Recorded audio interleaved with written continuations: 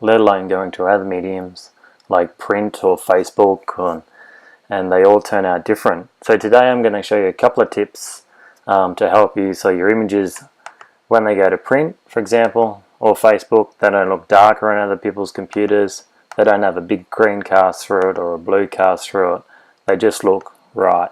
So first of all, what I do is I calibrate my monitor, my Mac monitor, with a spider. It's quick and easy, and they're about $200 for the Express version and $250 for the Pro version, so it's pretty worth it. That's Aussie dollars. The next tips, once you've calibrated, make sure you come to your preferences, displays, turn off automatically adjust brightness, because that'll always change on the light in your room. And the next thing I would do is come to energy saver. So if you're ever on battery power, slightly dim the display while on battery power. So if you have any more questions, feel free to ask.